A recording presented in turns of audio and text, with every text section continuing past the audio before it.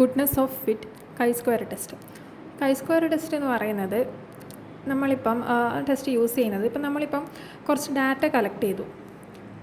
കുറച്ച് data collect ചെയ്ത് കഴിഞ്ഞാൽ അത് ഏതെങ്കിലും ഒരു ഡിസ്ട്രിബ്യൂഷൻ ഫോളോ ചെയ്യുന്നത് നമുക്കറിയാം. പക്ഷേ എങ്കിൽ അത് എങ്ങനെ നമ്മൾ മാത്തമാറ്റിക്കലി പ്രൂവ് ചെയ്യും, അത് നമ്മൾ തിയറട്ടിക്കൽ ഡാറ്റയായിട്ട് എത്രത്തോളം ഫിറ്റ് ചെയ്യുന്നുണ്ട് എന്ന് മനസ്സിലാക്കാനാണ് നമ്മൾ ഈ കൈ-സ്ക്വയർ ടെസ്റ്റ് യൂസ് ചെയ്യുന്നത്. അതാ പറയുന്നത് chi square test goodness of fit compares the observed frequency in your sample against the expected frequencies predicted by the theoretical distribution. ഇത് ഇൻട്രൊഡ്യൂസ് ചെയ്തത് R.A. ഫിഷർ എന്ന് പറയുന്ന സയൻറ്റിസ്റ്റാണ്. ഇത് നമ്മളെ സ്റ്റാറ്റിസ്റ്റിക്സിൽ വൈഡ്ലി യൂസ് ചെയ്യുന്ന ഒരു മെത്തേഡാണ്. ഇനി നമുക്ക് ഈ കൈ-സ്ക്വയർ ടെസ്റ്റ് യൂസ് ചെയ്തിട്ട് അതിൻ്റെ ഒരു എക്സാമ്പിൾ വെച്ചിട്ട് നമുക്കത് ആ ടെസ്റ്റ് എങ്ങനെയാണ് അപ്ലൈ ചെയ്യുന്നതെന്ന് പറയാം.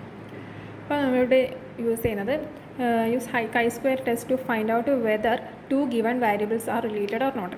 ഇവിടെ എടുത്ത് നമ്മൾ ഒരു ടേബിളിൽ നമ്മളെ വേരിയബിൾസ് എന്ന് പറയുന്നത് ക്വാളിഫിക്കേഷനും എഡ്യൂക്കേഷണൽ ക്വാളിഫിക്കേഷനും മെറൈറ്റൽ സ്റ്റാറ്റസുമാണ്. അപ്പം ഈ എഡ്യൂക്കേഷണൽ ക്വാളിഫിക്കേഷനും മെറൈറ്റൽ സ്റ്റാറ്റസും റിലേറ്റ് ചെയ്യുന്നുണ്ടോ ഇല്ലയോ ആണ് നമ്മൾ ഈ കൈ-സ്ക്വയർ ടെസ്റ്റ് വെച്ചിട്ട് കണ്ടുപിടിക്കാൻ പോകുന്നത്. അതിന് നമ്മൾ രണ്ട് ഹൈപ്പോത്തസിസ് ഉണ്ടായിരുന്നു. നൾ ഹൈപ്പോത്തസിസ്, അത് പിന്നെ ഈ മെറൈറ്റൽ സ്റ്റാറ്റസും എഡ്യൂക്കേഷൻ ക്വാളിഫിക്കേഷനും തമ്മിൽ ഒരു റിലേഷനും ഇല്ലെങ്കിൽ നമുക്ക് നൾ ഹൈപ്പോത്തസിസ് എന്ന് പറയാം അതിന്.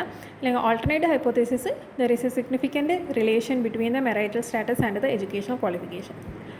അപ്പം ഈ സിഗ്നിഫിക്കൻറ്റ് റിലേഷൻ എന്ന് പറയുമ്പോൾ അതത്ര നമ്മൾ സിഗ്നിഫിക്കൻസ് ലെവൽ പറയണം.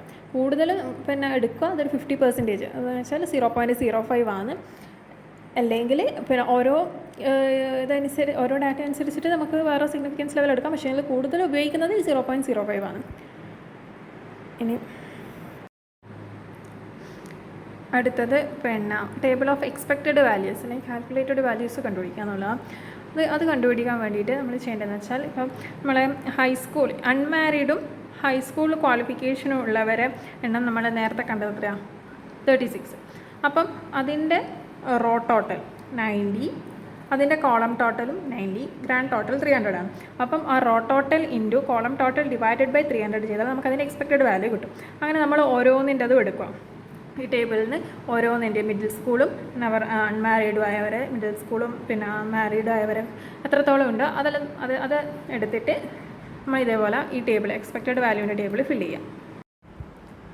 അടുത്തത് ഈ എക്സ്പെക്റ്റഡ് വാല്യൂവും ഒബ്സർവ്ഡ് വാല്യൂവും തമ്മിൽ എത്രമാത്രം ഡീവിയേഷൻ ഉണ്ട്, how much deviation is there between the expected and the observed values. അത് കണ്ടുപിടിക്കാൻ observed value minus expected value the whole square by expected value ചെയ്യാം. അതിനാണ് നമ്മൾ കൈ-സ്ക്വയർ എന്ന് പറയുന്നത്.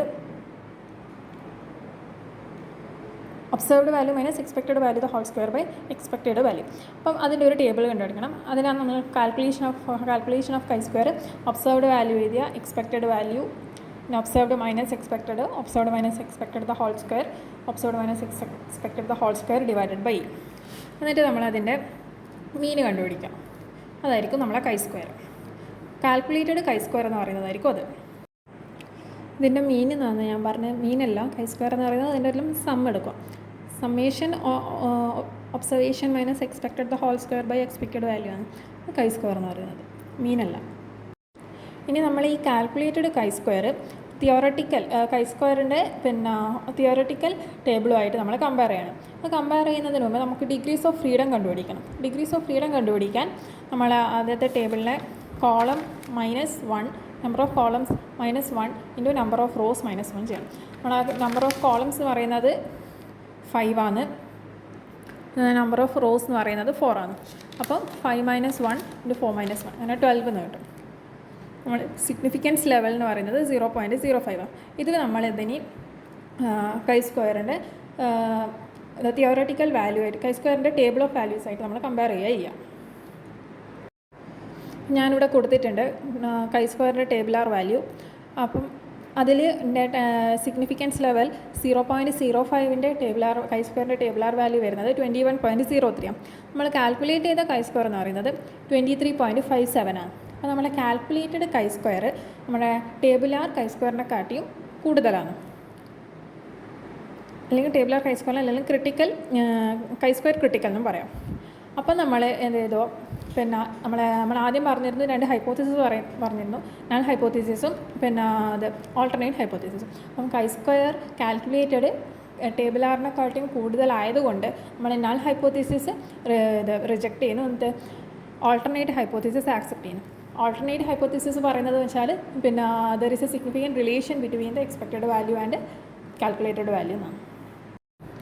ഓൾട്ടർനേറ്റ് ഹൈപ്പോത്തീസിസ് പറയുന്നത് significant relation between 2 variables, educational ക്വാളിഫിക്കേഷനും marital സ്റ്റാറ്റസും തമ്മിൽ സിഗ്നിഫിക്കൻറ്റ് റിലേഷൻ ഉണ്ട് എന്ന് പറയുന്നത്.